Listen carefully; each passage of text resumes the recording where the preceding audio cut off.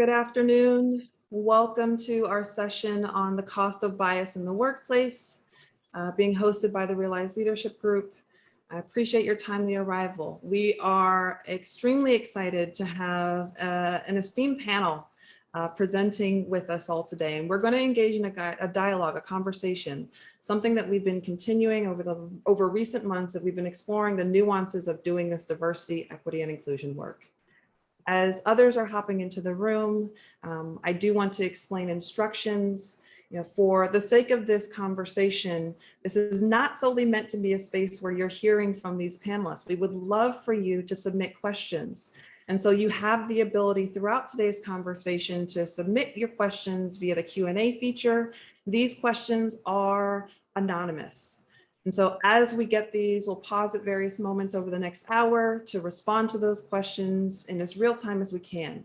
If we aren't able to get through all the questions that are raised during today's session, please don't hesitate to reach out to us at www.realizeleadershipgroup.com. We'd be happy to share certain details and to follow up with you. And hopefully you're able to follow all of the panelists that are present with us this afternoon. That being said, we will also opportunities for you to engage in a conversation with us via polling. And so that's another opportunity for you to share your responses, your feedback, your questions, sort of to probe deeper into these topics. We want this to be engaging for everyone present. And without further ado, I am extremely excited to welcome our guest panelists for today's conversation. Today we have joining us the VP of Diversity, Equity, and Inclusion for the Philadelphia Inquirer, Jamil Rush. And so Jamil, I'd actually like to start this off, if you wouldn't mind, just giving us a quick sort of synopsis of your vantage point around these DE&I conversations, how you're approaching this work. Yeah, thank you, Dr. Thomas. I appreciate it. And as she mentioned, my name is Jamil Rush. I'm the Vice President of Diversity, Equity, and Inclusion for the Philadelphia Inquirer. I'm newer to this role, so I started on January 4th. I've spent most of my career in human resources, organizational development, change management, and DEI. To give you a little bit of perspective, I started on January 4th with my organization. Capital Insurrection was on January 6th. So that about encapsulates what the ride has been for me for the last 9 months. For me, this work is deeply personal as well as it is instrumental, right? And we'll talk more about how we think about it here at the Inquirer, but I think we have this unique opportunity between DEI in breaking down structures, changing the way that we experience work, the world, and really creating spaces where everyone can be and bring their whole selves, and that their unique identities are not just tolerated, but celebrated within the workplace. So I'm excited to speak to you all about that. I'm excited to hear from my fellow panelists, and I'm excited to be here today. Excellent. Thank you so much, Jamil. And yeah, that's an interesting sort of trial by fire as far as your journey with the Philadelphia Inquirer thus far. Next up, we have Zway Kwok, who is CEO of Calm Clarity. If you wouldn't mind doing something similar, just sort of sharing your unique vantage point, the work that Calm Clarity is doing, and how you're approaching this DE&I conversation. Thank you for having me here. I'm excited to be part of this conversation too. So I am the CEO of Calm Clarity. It's a social enterprise I started back in 2013 to address disparities in mental health and well-being that I saw growing up in inner city Philadelphia. Many people who live with structural inequities do not get to experience the resources that people who live in communities that are resourced have access to. And so I grew up here in Philadelphia and had the academic excellence to get admitted to a place like Harvard and then Wharton. And so I could see how both sides of the world live across the socioeconomic divide. And it created a lot of questions in my mind as to, why does the world look this way? And how do we address all these inequities and the stigmas that hold people who grow up on the disadvantaged side of the spectrum from being able to overcome the barriers and obstacles that exist in their path? And I realized a big part of it was navigating the mental obstacles and emotional obstacles that arise because of trauma. And people don't realize this, but racism creates trauma. And it makes us want to avoid those experiences. So when we experience things like bias, it actually changes the brain. right? It rewires your brain, it conditions your brain to behave in a certain way. And in the world of positive psychology, Dr. Martin Seligman studied something called learned helplessness. And it's how you respond to a world that doesn't respond to your needs, right? And it's almost indifferent and apathetic to your situation. So I think bias has huge costs, and I'm happy to contribute a neuroscience and positive psychology type of lens to looking at this and helping people to understand more about the impact on us neurobiologically and physiologically. Clay, thank you so much. And you highlight a few really powerful insights around this particular topic. I'm really looking forward to really talking through what is the toll? How does this affect us? And sort of looking beyond the financial components to it, how do we humanize this conversation? And so thank you for joining us. Last but not least, we have Dr. Jessie Harper, who is the Assistant Dean of Faculty Affairs and Diversity here at the University of Pennsylvania Graduate School of Education.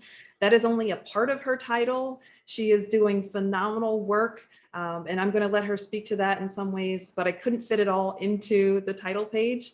And so Dr. Harper, if you wouldn't mind just giving us some context of your background. Oh, sure. Thanks so much, Dr. Thomas. Thanks for inviting me to be a part of this conversation. I'm just really excited about being a part of it. So one of the things that I do at the Graduate School of Education is I'm co-director of a center. And the center's, the acronym is HEARD, and it is the Hub for Equity, Anti-Oppression Research and Development.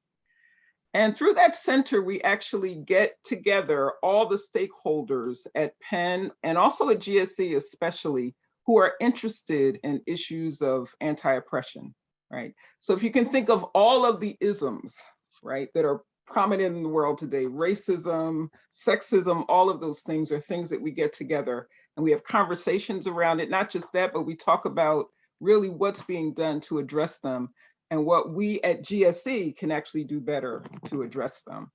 Another thing that I do, something that I especially enjoy, is having the opportunity to teach at the Graduate School of Education and also at the School of Social Work. The courses that I teach are about race and bias, about equity, and about anti-oppression. In the Graduate School of Education, I teach a course about the school to prison pipeline, ways to counter that. So I'm actually preparing the next generation of practitioners to be aware of some of those issues. In the School of Social Work, I teach a course entitled American Racism and Social Work Practice, right? Where again, I get to prepare the next generation of practitioners to be aware of these issues and to be able to counter them. So it's really been a great experience for me. Thank you for just giving us a little bit of a snapshot of each of your backgrounds. They really are phenomenal experts in each of their spaces. And so one of the things that the Realize Leadership Group is intentional about doing is creating spaces for conversation, to discuss candidly and to discuss openly, what is it that we're addressing here? What are the issues that are confronting our diversity, equity, and inclusion journey as a whole? How do we serve as practitioners? How can organizations be better in responding to various situations? And I believe each of the panelists that we have sharing the stage with us today can provide real insights for everyone that's joining us on the line. And so let's get back to what we're here to explore specifically. What is the actual cost of bias in the workplace setting? Each of you has, I know, a fount of information in terms of how you broach the conversation. But one thing I'd like to start off with is just from your own unique vantage point and expertise, what is the human toll of bias in the workplace? And this is fair game for anyone to respond, whoever would like to hop in first. I'll start quickly. You know, it's interesting because there is research, and I'm sure Way we'll talk plenty about this around the research related to the experience for people when they show up. So for a long time, it felt nebulous, and I'll speak from an employer standpoint of, oh, I show up and do I feel included? Do I feel a sense of belonging? How do we measure that? How do we manage its impact? Is it related to employee engagement and all these pieces? So there's sort of been a few degrees of separation historically around the human toll from it. But now we have a lot more research and data that shows like, hey, this is what happens when I show up into a workplace and I feel like I need to cover parts of my identity. And we know that that covering happens anywhere when you look at the research, anywhere from 25% to 70% higher for marginalized groups than it does for their cisgender white male counterparts inside the workplace. So when I show up and I have to hide parts of my identity, whether that's my spouse or my family or who I'm taking care of or my age or my true gender identity, all of those things take away from the way that I show up. It takes energy from the way that I do my work. It causes lower levels of productivity. And in all, it causes a lower level of engagement that makes it feel like I don't belong here. And if we're able to really break down those barriers that say, in order to work here, you have to fit in, which was a longstanding goal of employers, right? Cultural fit, that we're now starting to understand that that's problematic in many ways. To, hey, you bring your whole self and we want that unique perspective because it adds value and a unique way of thinking and a unique way of operating. So that's sort of the work and where we've been coming from and how we've been moving along that journey. And it is very much an evolution. Thank you for sort of speaking to the context of it. We are only starting to understand more and more what that toll really is. And so I am curious to hear from Zoe's perspective as well as Dr. Harper. What do you see as the human toll of this particular aspect of bias in the workplace setting? So when people study the neuroscience of exclusion, like what does it feel like to be rejected? What they realize is social pain activates the same parts of the brain of physical pain, right? So there's a structure called the anterior cingulate cortex, which lights up when you experience a migraine or you get injured and you have acute trauma. But that also lights up when you experience rejection, being excluded from a game of catch, for instance, is one of the most popular experiments. But when you look at society chronically excludes large groups of people, right? And what they experience is something that's the equivalent of chronic pain, like fibromyalgia or chronic migraines. And if you look at the toll that chronic pain has on the workforce, right? I think metaphorically, you can assume emotional pain, chronic emotional pain of social exclusion has the similar type of economic toll. So I don't know what those numbers are, but that has to be at least 10, 20%. And the type of stress, the freeze, fight response that goes on high alert when you're in physical pain, it goes on high alert when you're under the threat of being socially excluded as well. Right. And so people look at inflammation, they look at burnout, they look at all of these things when they study the impact of stress of the pandemic and mental health issues on the workforce. Racism, bias from a gender perspective, from a socioeconomic perspective, can all have that type of effect on the workforce as well. And so I think it's an invisible toll that hasn't really been crunched out by the actuaries, you could say, but it has to have a similar impact as chronic pain.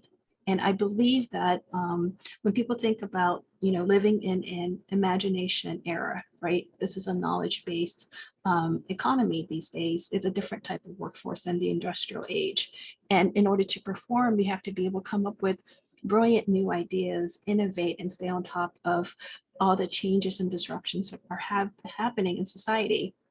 When you have people who live in a state of threat, it's much harder for them to be creative, to be imaginative, right? Because you're so focused on survival and getting by and navigating all the landmines in your workplace, right? So I would say that it costs companies the ability to stay ahead of the curve, to anticipate what's coming next and to be more innovative. And many companies that struggle to stay ahead of disruptions, it's probably because they don't have a workforce that is inclusive, right? And so many people are feeling excluded that they're not putting 100% of themselves, they're not investing in their workforce, in their workplace. Absolutely. So you're touching on and you're making some of the ties between the toll at a human level and the financial ramifications of it for a workplace organization, how it impacts innovation. how it impacts our ability to collaborate collectively with one another. And I think you're also using very concrete words to describe it, because it really is a traumatic response. Imagine assuming, you are going to be confronted with something really, really terrible, and that is constantly in the back of your mind.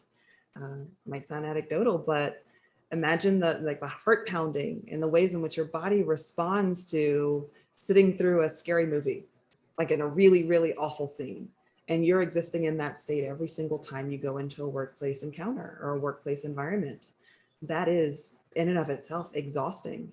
And there is a lot of research around what that does to us on a physical level, not just on an emotional one. So thank you. Dr. Harper, if you'd like to hop in, we'd love to hear from you. Sure. Yeah, I really appreciate the comments that Jamil and also Zway made about this. There are two studies that we consider in my course, and that we've also considered at the center at HERD. And one is a study by two neonatologists, James Collins and Richard Davis. And what they found was that African-American women are at increased risk during pregnancy, not because of something that's innate to their biology, but because of the cumulative impact of racism that they experience over their lifetime. And that this impact can outweigh even the benefits of a higher social and class status. So the impact of experiencing racism over a lifetime, the stress that comes with that, puts these women at greater risk during pregnancy. And then the other study that I consider is one by Dr. Howard Stevenson and Dr. Anderson. And basically what they found was that for youth and adults of color, prolonged exposure to racial discrimination may result in debilitating psychological, behavioral, and health outcomes. So the impact of this is real. It actually impacts individuals on a lot of different levels and in a lot of different ways. Yeah, and it's across industries, it's across experiences that we hold when you're talking about what it looks like in terms of disproportionate impact in healthcare and what it means in terms of saving lives, especially in a pandemic. I think that's got to be a part of the discussion that has to be weighed on the scale of how do we respond. And so the next question that I have, again, it's open for anyone to respond. It has more so to do with, are we creating spaces in which people get a chance to talk openly and honestly about these tolls? Are there giving spaces and is there constructive room for addressing them when you think about a workplace environment? As you're thinking through your answers, and feel free to hop in, I'm actually going to open up our first poll for this conversation. And so the question that's posed in this poll is, has your own organization, have you created resources to acknowledge and address the toll that bias has placed on employees within the workplace? Are there rooms where this conversation is taking place, and is it a sustained conversation? So while this poll is running, feel free to respond, but would any of our panelists like to speak to that question of really, how are we creating spaces for that conversation for folks to be open and acknowledging those experiencing? What are ideas that you might have around it?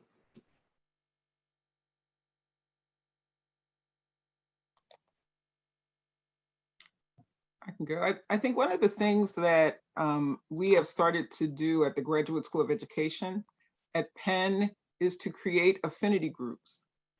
And the idea is that people can get together and they can talk about these issues.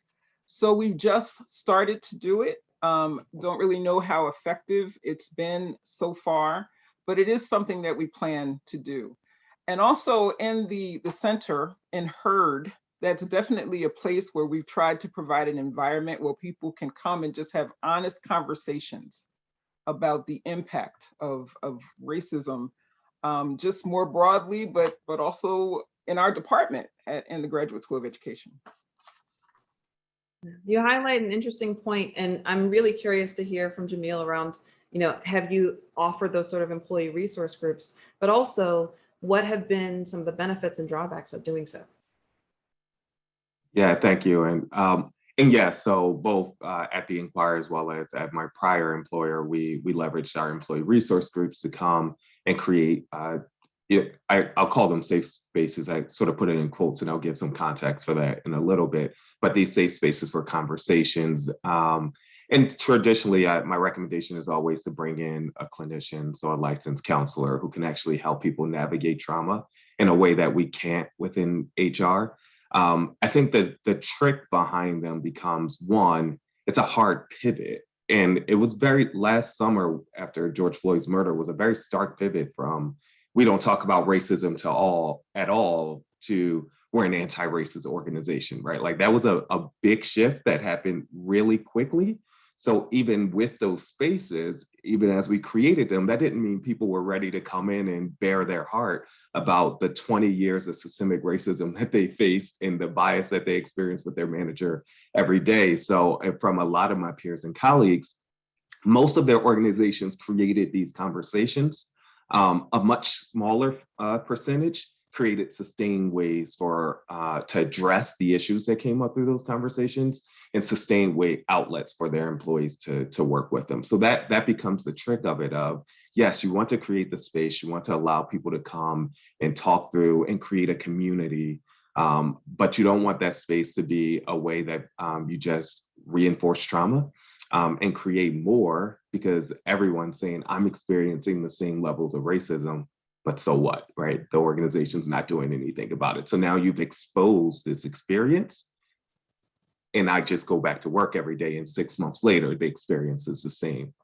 So that's been the work that we've started to embark on of like, what's the long-term systemic changes? And at the Inquirer, our workforce has been really great at holding us accountable in that way of saying like, hey, we want this to lead to change. But I think it does start with a conversation, but that conversation needs to be followed up consistently. Yeah, and while I don't work for a huge organization, right, or corporation, as a consultant or an advisor, companies, clients bring me in to help create those safe and brave spaces to have these conversations. And I say safe and brave because sometimes being brave doesn't feel safe, right? And we have to understand like being safe means you stay in your comfort zone and nothing changes. You have to be willing to be brave and be a little bit less safe in order to create change. And to be vulnerable and to have these conversations, right? And to challenge the status quo.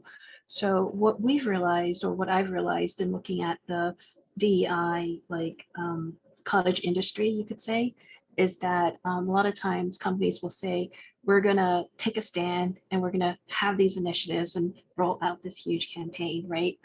But they don't actually teach people the skills they need to be able to talk about bias and racism, to be able to handle emotional trauma being triggered, being resurfaced. And so a lot of times it becomes a traumatic experience for many of the participants because they don't have a safe container, right? And they don't have the skills to have these conversations. So I created a course, a workshop called How to Deconstruct Unconscious Bias Using Neuroscience and Mindfulness. And the reason why people need to be able to understand the neuroscience of bias is because a lot of people will say, well, does having bias make me a racist? And they get really defensive, right? Or they'll say, well, if everyone has bias, so what? And become really cynical. And so what we're trying to explain is the scientific basis of why bias evolved, how we all use bias to navigate our lives, right? And the way I see it is, what we explain is that the brain has 3 patterns of activation. In brain 1.0, people live in their freeze flight state, right? So high alert, high threat response, very defensive. In brain 2.0, people live in their dopamine system. They're chasing status, ego, praise, immediate gratification, control, whatever makes them feel secure, right? So it's a response to brain 1.0 being triggered, not liking the way that feels, and trying to restore a sense of stability or comfort, right? So during the pandemic, a lot of people, did retail therapy, or they ate a lot or drank a lot. That's also brain 2.0. Right? But people who seek power and control in times of uncertainty, that's also brain 2.0. And then we talk about how you need to use brain 3.0, which is the system for executive functioning, self-mastery, integration, to manage the urges and impulses of brain 1.0 and brain 2.0. So think of bias as social conditioning. if there's a punishment for doing something society doesn't like, you're conditioning brain 1.0 to say, don't do that. You're bad if you do this. When you see how you discipline kids or dogs, you say, good boy, good girl, bad girl, right? So you're conditioning brain 1.0 and brain 2.0. You're saying you get rewarded for doing things that society thinks is good in brain 2.0, and get punished for doing things that society doesn't like in brain 1.0, right? So we learn to avoid brain 1.0 and move towards brain 2.0. If you overlay white supremacy over this conditioning, we see white culture as a positive.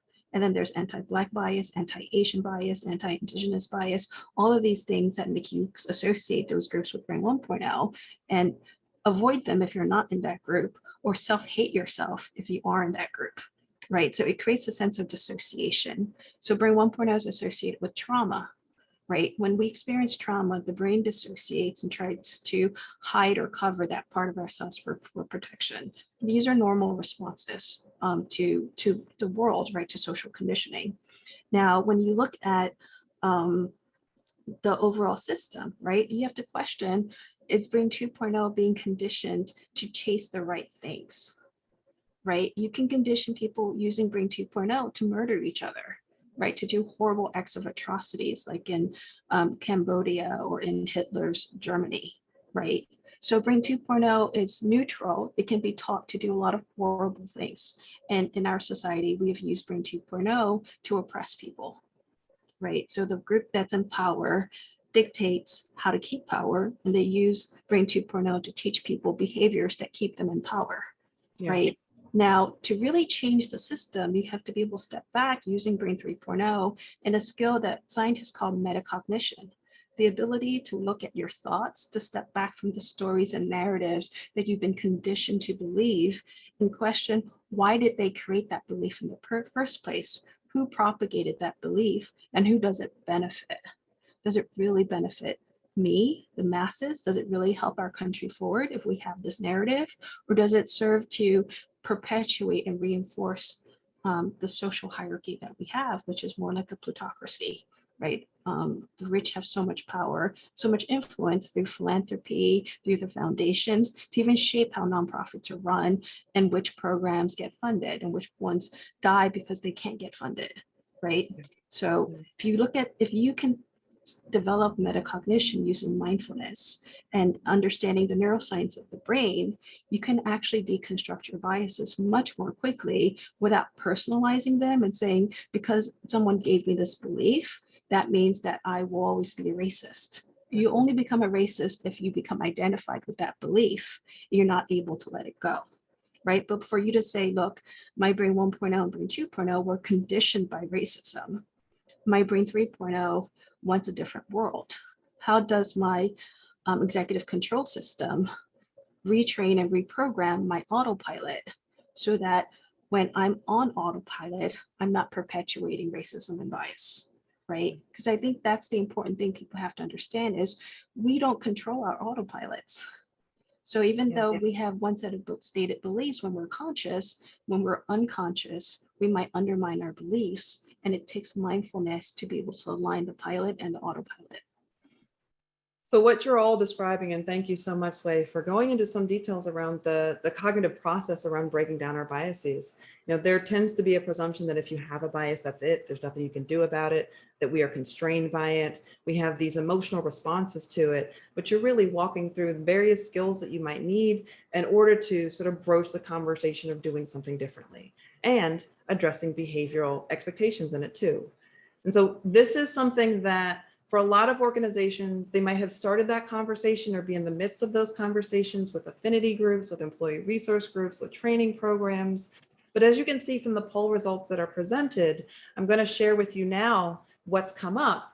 In a lot of spaces, these types of resources and acknowledging and addressing the toll that bias places or effects that it can have on employees in the workplace is sort of mixed. And thinking about that in a broader sense, there are several questions that have already been raised already in the Q&A, in the chat feature. And so I want to call attention to some of them. We might not be able to get through all of them, but I'm going to do my best. One of the questions that Rubina mentioned is, We talked about who are the individuals that would run these sorts of affinity groups, resource groups, but the other part of the two, which is a fantastic insight, how do you know which groups to create? So this conversation that we've been engaging in over the last roughly 18 months, and the reconciliation that we're doing in the workplace has been largely around issues of racial inequity. To be fair, it is a necessary part of the component to the discussion, but there are so many other facets to bias. And so how do you know which groups to create? How do you give them a platform? How do you identify them? Please, Dr. Harper. Oh, No. okay.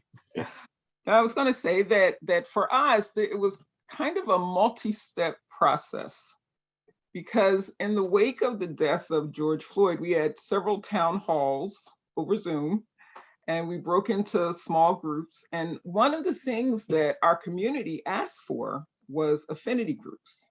So they asked for affinity groups. So we do have a committee on race, equity, and inclusion. And that committee is very diverse. It actually mirrors the demography of the school, right? So the way the committee was put together, I think, was great. It has people in different levels in the hierarchy, people of different races, different genders. And so what we did was we got volunteers from that committee to lead the various affinity groups. And it actually has been going well. It's been well attended. And so we're looking forward to continuing that in the coming year. So that's pretty much the way things evolved in the Graduate School of Education. Thank you, Dr. Harper. I appreciate it. Jamil, if you'd like to hop in. Yeah, and I think one of the important pieces to go, because ERGs are such powerful tools that organizations use, and I know in education they can be called affinity groups as well. But they can also be the easy solve for organizations. And at times it can feel like outsourcing the DEI work. So we'll get a bunch of volunteer committees and they'll do it all and let us know when you figure it out, even though we don't give you any resources, power, time to get any of this stuff done. So they can be a little bit cart before the horse. And so I think it's such a great question around how do you know what groups to create? Because I think even before you get to that question, it's what's your strategy and commitment around diversity, equity, and inclusion within the organization? So what are you trying to solve for? So is it a representation target? So you need to make sure that there are more women in senior leadership, or there are not enough Black people working at your organization. Is it an LGBTQ plus conversation that you need to have? So I think first is being really clear around what your strategy is, and what are the outcomes you're looking to have within your organization. Once you're clear about what the outcomes are that you're looking to have, now ERGs are one strategy that you can deploy in order to achieve those outcomes. So if it is about building an inclusive workplace, you want to build an ERG whose strategy aligns with the organizational and DEI strategy.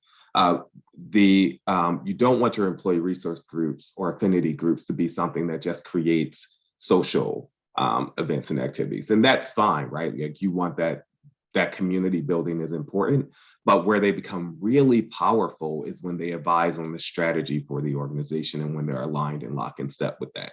So that could be around talent acquisition. For us, our PRISM employee resource group, which focuses on LGBTQ plus employees, they're fantastic at talking to us about our workplace policies to be inclusive of the LGBTQ plus community. So that's everything from our benefit coverages to the application process for our employees, all the way to making sure that our gender neutral bathrooms are built in a way that's representative of the population. So that's the way that I like our ERGs to operate, to be part of that strategy. And now you're all working in the same avenue. And I think the second part of that question around how do you find volunteers, that is another tricky part, especially with the current conversations that are starting to happen about uncompensated time and the tax on marginalized groups to carry the mantle for their organizations. And I don't have a great answer for that yet. Look, certainly if you're in the financial space as an organization where you can afford to pay your ERG leaders, do it.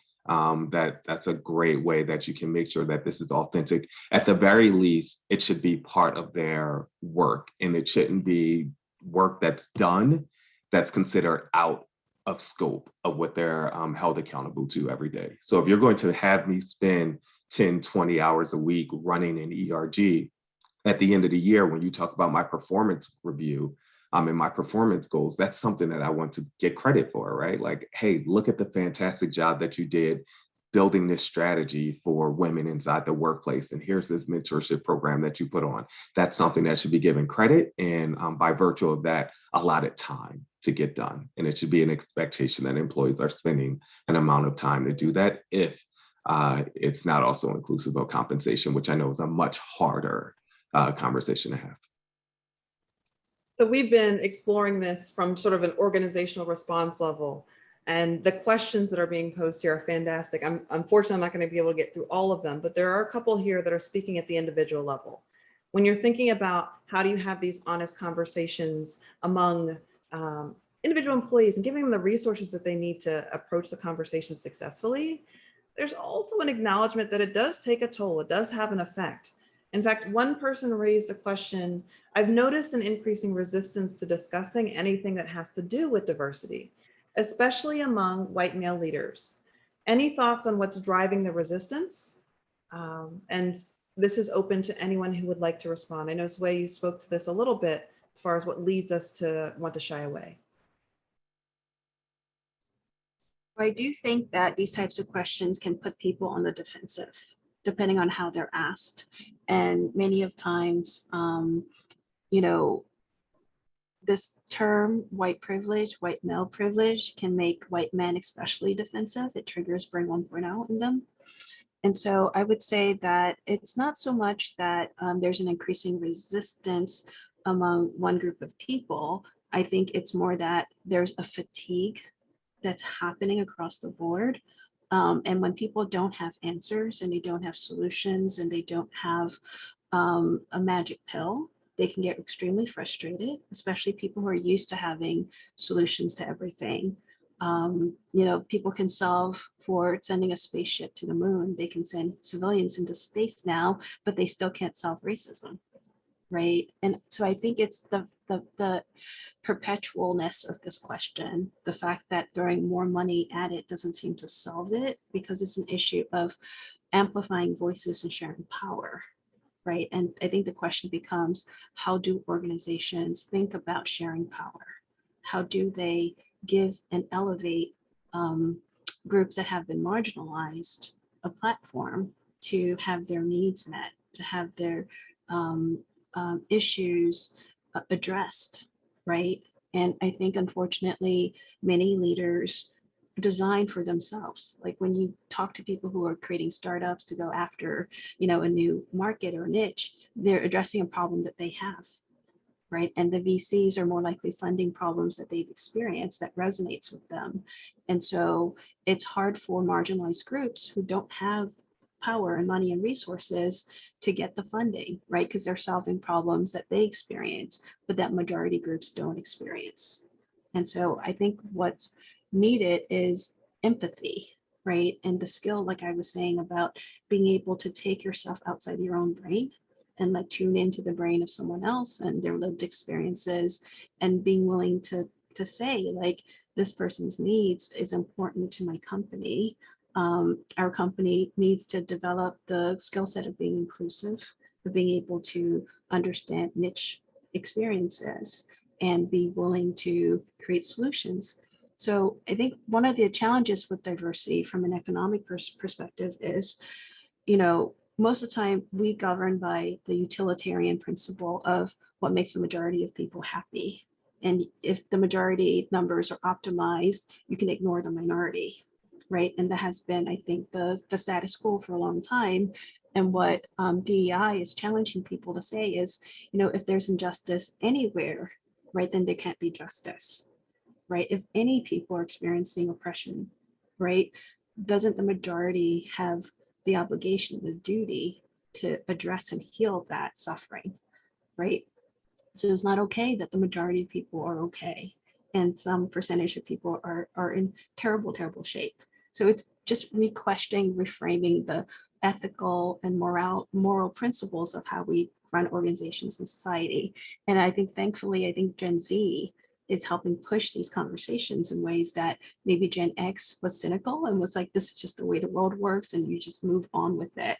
But the millennials and Gen Zs are saying, this is not the world I want to inherit, right? We need your help to create a world where the principles that MLK espoused are real. They're not just a dream, right? And so I think people are frustrated that they don't have easy answers. A lot of the leaders I spoke to, who are white men, and their companies will say, I can't help the fact that I was born a white man, right? And I know that I have a lot of privilege and I want to do something to change the system, but people will just point out to the fact that there's a white man in the CEO office and say we're not, diverse. And sort of firing myself or replacing myself with a person of color, like what can I actually do? And I think those are really hard questions for leaders to answer, right? Because they're not ready to fire people in the C-suite just because they're white men. However, what does it take to make it inclusive besides those types of optics, right? What are the stepping stones to show that this can be an inclusive company in the short term while we figure out how to elevate more and more people of color into leadership positions? But just because we have white men in leadership positions doesn't mean that we're all bad people, right? And so I think it's having these hard conversations about optics and stereotypes and how does change happen, what is the pace of change, and what are realistic steps to make. And so Wharton brought in the first Black dean, right, female Black dean, and that was huge. She's the first one for a major business school, and I think that completely changed the way people see Wharton at this point, right? And a lot of organizations aren't yet ready or don't yet have an opening to do that. But I think more and more, like, the public wants to see that the face of leadership actually change. And I think a lot of white men feel defensive about that, and that's normal. So thank you for just sort of expanding upon how we understand these topics. And it is very much nuanced. And in some ways, each of you is responding to several of the questions that are raised here, but I actually want to flip gears a little bit and shift gears into really thinking through the tangible impact this has on the individuals that are driving this change inside of organizations. No matter what your vantage point may be, if you're in a position of leadership, if you are a part of one of these employee resource groups, if you are, a white male who is in a leadership role and sort of engaging in these tough conversations, all of these have an impact on us. And I think it's useful for us to talk through a measure of self-care. So what advice do you have for employees on how to heal from the harm that's a result of bias, and then meaningfully address it, even as it gets tough? So how do you create spaces for that self-care? Because it's daunting and it's long work, to say the least. Yeah, and I'm happy to jump in.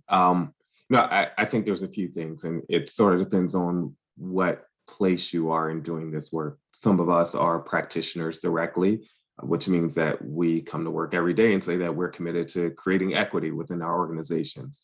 And especially if you are members of the communities that you're advocating for, it can still be emotionally taxing. Last summer was difficult for DEI leaders to have to talk to their organizations, probably most of which were predominantly white, about the murder of Black people, right? And you had to experience that and lead those conversations at the same time. Those of us who are practitioners have an emotional tax. Those of us who are just leaders within our organization and who say we want to do this better. And even those of us who are allies to specific communities who are trying to break down those barriers have it as well. So the first thing I think is really important to do is to have boundaries and know that the systems have existed long before you existed.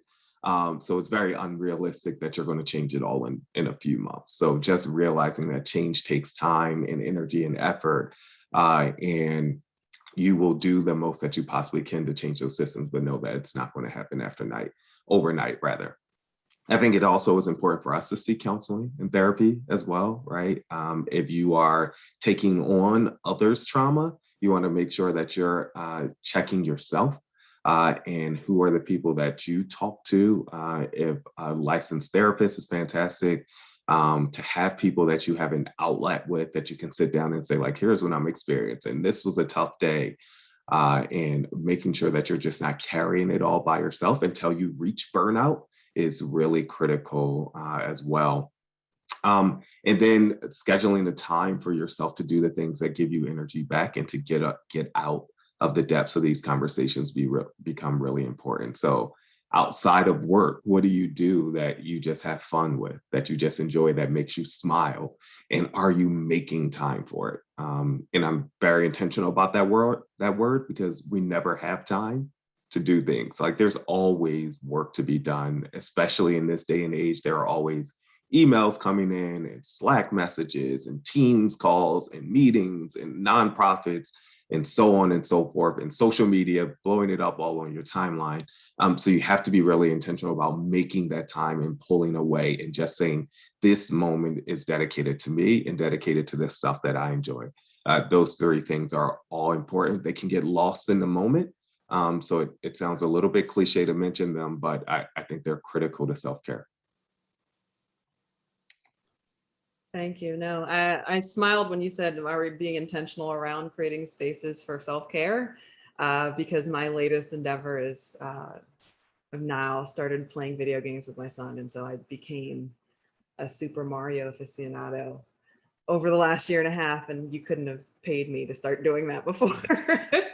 But whatever you need to do, it's very, very much true. Yeah, I write this a quote every Monday I send out on how to activate Brain 3.0. And one of the ones I sent out this past year was, I said something like, joy is like jet fuel. The more you have, the further you can fly. And I think that's important to realize that sometimes life can feel like a slugfest, right? And it's about like endurance and grit and staying in there, pushing your way to the table, staying at the table, making sure your voice is heard. But that energy that gas tank can empty out over time. And you'll wonder why you don't have the motivation to get out of bed anymore. And I think it's important to experience moments of joy. And I tell people, we have this new course now that we're sharing, it's a nonprofit program called a Mind Hacker's Toolkit to Calm Anxiety. And that's understanding the biological mechanisms of anxiety and what does it take to manage it, because anxiety is the new normal, right? With this pandemic, there's no way that you don't experience anxiety, right? Without the uncertainty and the changes in policies and the fact that there are life and death decisions that have to be made, right? And so when you have a freeze, flight, fight response, you become very restless and anxious because anxiety is just your body releasing extra energy to tackle challenges.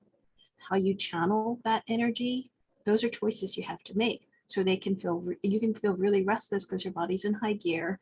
And if you don't dissipate that energy, it can take over and put you in brain 1.0, right? But if you learn, all right, so I have excess stress hormones in my body, you can simulate a flight response, go for a run or some type of moderate cardio. You'll consume the extra cortisol and stress hormones in your body, and then you can focus the rest of that energy easier, right? Then there's understanding, like, how do you tame your sympathetic nervous system when you're triggered? Sometimes you just need a timeout, right? And you have to do deep breathing to restore the parasympathetic system. Blood leaves brain 3.0 and goes to your limbs. So deep breathing, yoga, meditation are all activities that restore the blood flow from your limbs to your visceral organs, to your brain, to your parasympathetic nervous system, so you can think clearly again, because otherwise you'll be in a state of perpetual brain fog if you stay in a sympathetically aroused, right? And then there's also watching your speeding mind. When you have extra energy, your mind starts to race, right? And you have to learn that, hey, my mind is racing. This is not really the best way of making decisions, right? So what can you do to burn the energy so your mind can calm down a little bit more and you'll be able to focus, right? Or else we all are in a state of perpetual like ADHD if your mind is constantly racing. And so there's physiological things we have to do to practice self-care. And then there's the refueling by having experiences of joy, right? So I tell people, it's a combination of activities and routines that help you manage through the pandemic and in a way that, doesn't create burnout. And it's hard, even for an expert like me, to practice what I preach, but I do my best. And there are days when I don't seem to practice it at all. You hadn't noticed everyone, all the other panelists are smiling and nodding, and I think they would absolutely agree. I was thinking that just to speak to Jamil's point about being an ally, right? How important it is for those of us who are allies to find allies, right? Because just because you might be in a position where you're serving as an advocate for others does not mean that you don't experience bias and microaggressions, oftentimes in the organization, where you're working and you're actually acting as an advocate. So it's so important for you to find people that you can talk to, people who can validate your experiences and give you some good advice about ways to move forward. So this is the epitome of why we're creating rooms such as this, why we will continue to sustain these types of conversations, because it is a longer journey and we want to allow practitioners, those who are interested and invested in this field, to be able to lean on one another. So I would highly encourage you not only to check out some of the links that are being shared via the chat feature to connect individually with some of the panelists, but also make sure to follow up with us as there's going to be additional resources and just things that are being references in today's conversation that we want to be able to share with everyone present. Now, there are two follow-up questions that I'd like to use with the time that we have remaining.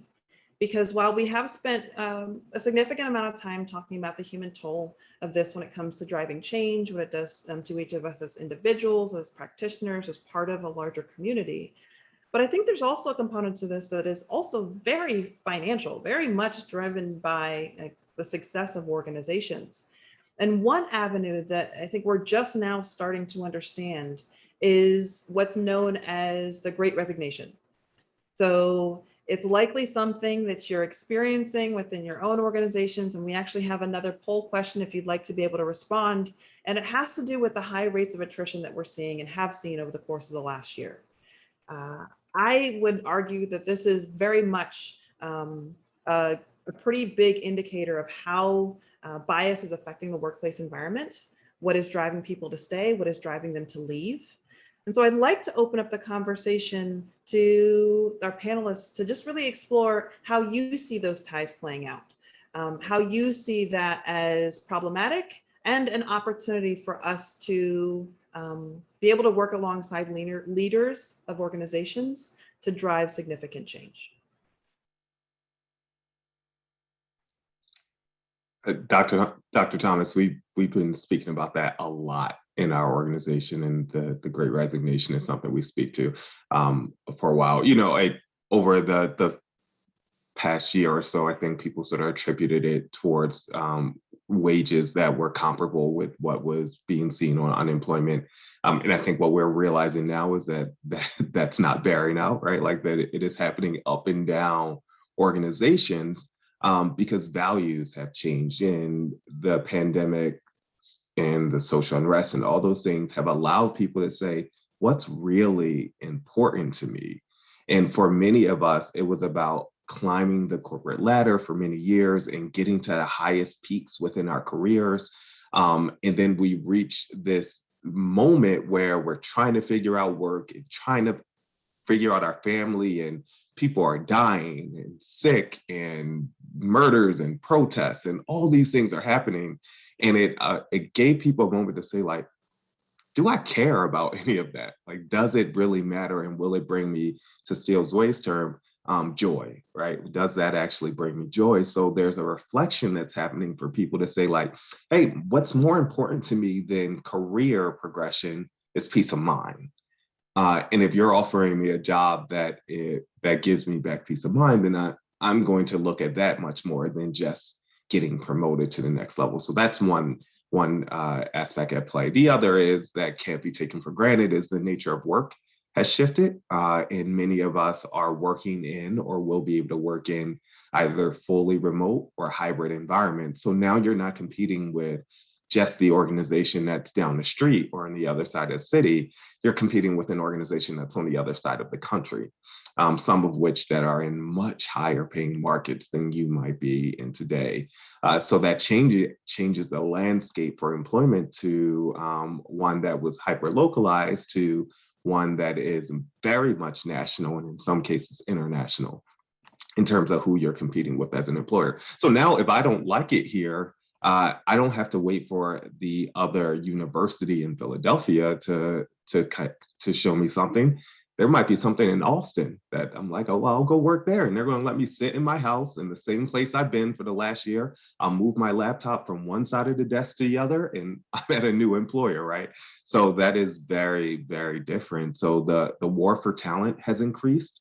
The drive for why people come to work every day has increased. And the need for self-fulfillment has taken precedent in a way that it had not been historically. And your top talent is probably, if they're not actively looking, they're probably getting calls. The need for hiring of candidates of color has emerged from many organizations over the last year. So especially if you have candidates of color and women in those top talent roles, they are definitely getting poached right now because people want to add diversity to their organizations, and you have to be very proactive about reevaluating why are you coming to work? What are your career goals and aspirations? Are you getting out of this job what you were expecting to get out of it? Are you doing pay equity analysis? All those things that matter to people in their work have to take priority right now. You have to be proactive about it because once they've started looking, it's very hard to pull someone back in, right? Once they've started to make that emotional checkout of like, I'm ready to go somewhere else, getting them to come back, even if they accept your counter offer, usually only lasts a year to a year and a half, if that long. So it has to be proactive or you're going to lose out. Yeah, and I hear the other side of it from the people who come to me for advice, right?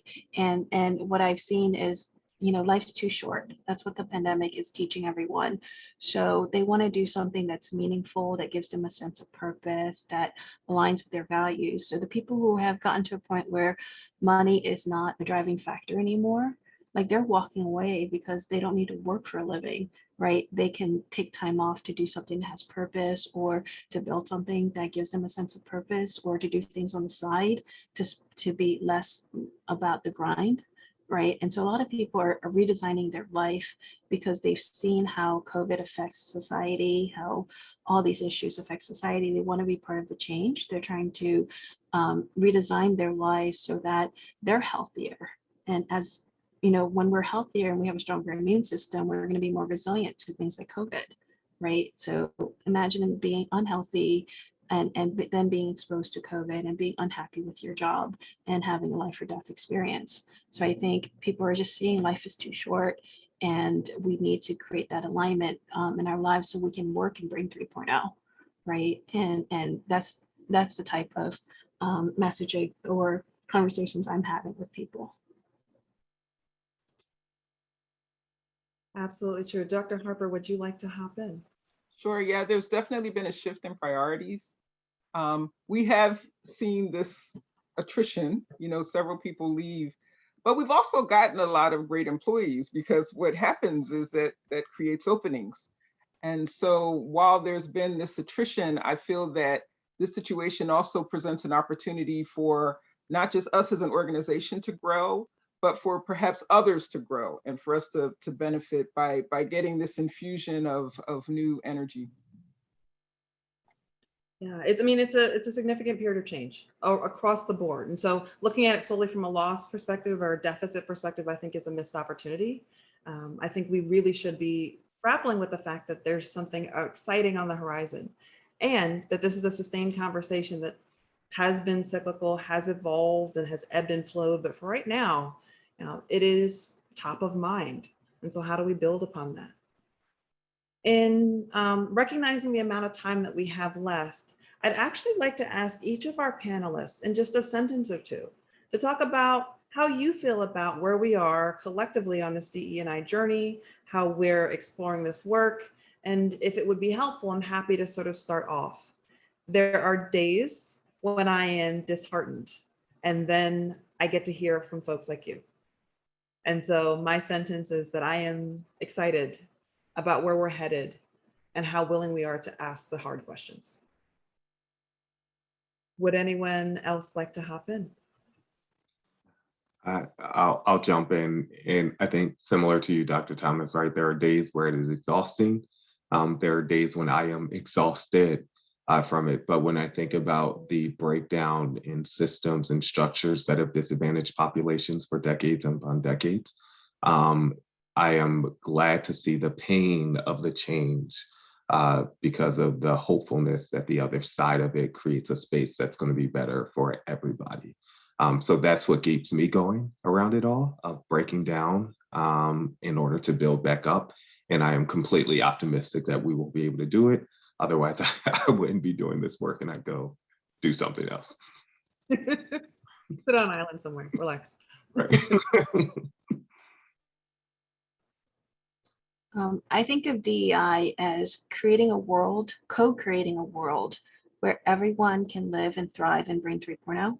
Not just some people, not just the folks with money, not just the folks who are born with the right skin color into the right families, right? And I think the fact that we're having these conversations and people believe that this is an end that's worth striving towards, like this is one of the first times in human history where we collectively aspire to something like that.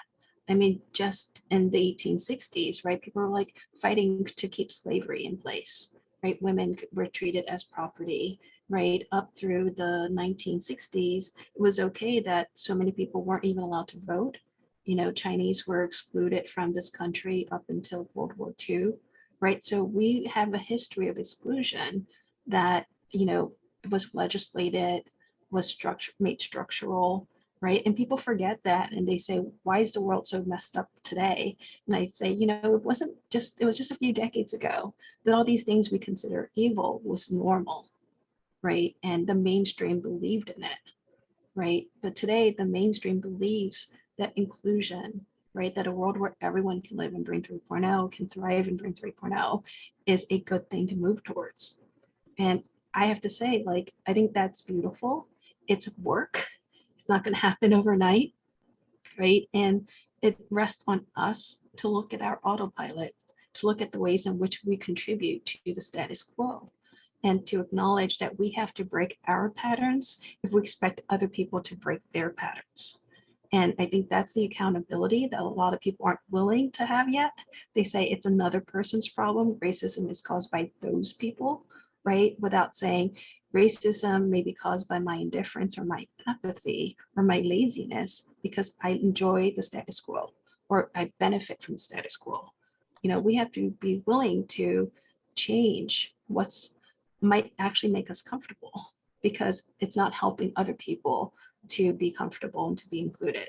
And I think that trade-off between what works for me and how much I have to sacrifice to get to that world, right? That's going to be that journey of Brain 3.0 mastering Brain 1.0 and Brain 2.0. Well, I want to thank you all for your insights, for your honesty, for your sincerity and your responses, and obviously for your expertise. There were several questions that were posed that we just didn't have enough time to get to. There were certainly those folks that were interested in understanding the resources that you had available. And so please don't hesitate to reach out to us at realizeleadershipgroup.com.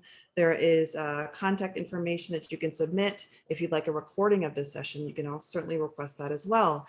But I would also suggest continuing to dig deeper into these insights. We'll be sure to share some of the resources that have been raised here today, but continue to wrestle with these topics and engage in the conversation, lean into it when it gets hard, understand why it's getting hard as we realize change together.